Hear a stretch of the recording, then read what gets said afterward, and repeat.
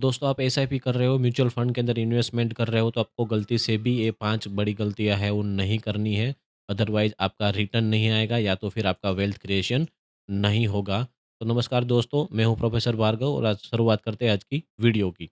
तो दोस्तों पहली गलती यहाँ पे लोग क्या करते हैं जब गिरते मार्केट के अंदर एसआईपी बंद कर रहे हैं, बट ये आपको बिल्कुल नहीं करना है दोस्तों। जब मार्केट हाई है तब आपकी एनएवी भी क्या होगी, हाई होगी और कम यूनिट आए होंगे।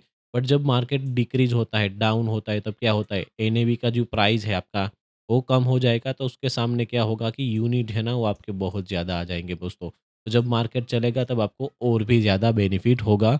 तो आपको जब भी मार्केट डाउन आ रहा है, स्पेशली जब अभी की सिचुएशन ही आप देख लो, तो अभी मार्केट जो डाउन है, तो इस टाइम पे आपको एसआईपी स्टॉप नहीं करनी है और एसआईपी को कंटिन्यू रखनी है। दूसरी गलती की बात करें तो लोग यहाँ पे शॉर्ट टर्म व्यू रखते हैं। हमें म्यूचुअल फंड के अंदर कंपल्सरी लॉन्ग टर्म व्यू ही रखना है, क्योंकि यहाँ पे स्टार्टिंग के ईयर के अंदर आपको ज़्यादा प्रॉफिट नहीं दिखेगा। यहाँ पे आपको जो मैजिक है कंपाउंडिंग का, चक्रवृद्धि ब्याज का जो मैजिक है ना, वो मैजिक आपको 5 साल के बाद ही दिखेगा। आपका पोर्टफोलियो के अंदर वेल्थ है ना, वो ड्रास्टिकली इंक्रीज़ होगी फा 5 साल के बाद। तो आपको पावर ऑफ कंपाउंडिंग इंटरेस्ट का बेनिफिट लेने के लिए आपको लॉन्ग टर्म के लिए इन्वेस्टमेंट करना है, शॉर्ट टर्म में प्रॉफिट बुक नहीं करना है। तीसरी बात दोस्तों, म्यूचुअल फंड्स सही चुनना है आपको। गलत म्यूचुअल फंड आपके वेल्थ क्रिएशन में बहुत ही बड़ा प्रॉब्लम क्रिएट कर सकता है।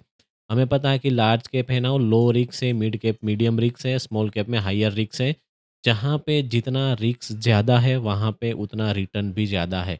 बट यदि आप लॉन्ग टर्म इन्वेस्टमेंट कर रहे हो तो आपको mid cap and small cap company में ही इन्वेस्टमेंट करना है, ताकि जब मार्केट चलेगा तब आपका रिटर्न भी सबसे ज़्यादा आएगा। चौथी लोग गलती यहाँ पे ये करते हैं कि एसआईपी में कंटिजेंसी नहीं रखते, मतलब कंटिन्यूटी नहीं रखते, लगातार आपको इन्वेस्टमेंट करते जाना है दोस्तों।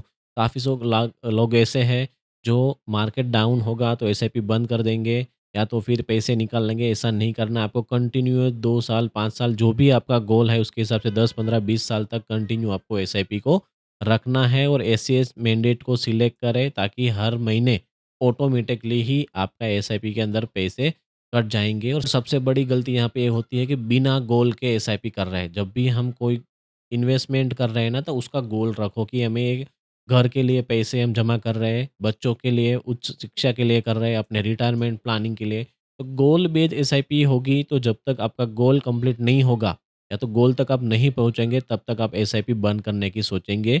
नहीं तो आपको कंपल्सरी गोल के साथ ही एसआईपी करनी है दोस्तों। तो ये 5 गलतियाँ थी।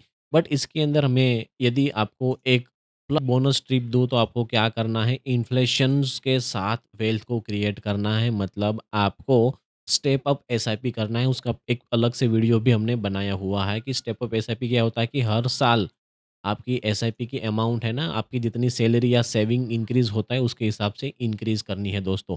सपोज़ कि पहले साल आपका 5,000 की एसआईपी थी, तो दूसरे साल 10% इंक्रीज़ करके आपको कितनी करनी है, 5,500। उसके बाद अगेन 10% का इंक्रीमेंट करना है। उससे क्या होगा, आपकी वेल्थ क्रिएशन जो है ना वो सबसे फ़ास्ट होगी और इसको हम स्टेप अप एसआईपी बोलते हैं दोस्तों। तो ऐसी ही आसान जानकारी के लिए हमारी चैनल को सब्सक्राइब करें और वीडियो पसंद आया तो शेयर एंड लाइक करें। मिलेंगे नेक्स्ट वीडियो में। मैं हूँ प्रोफेसर भार्गव।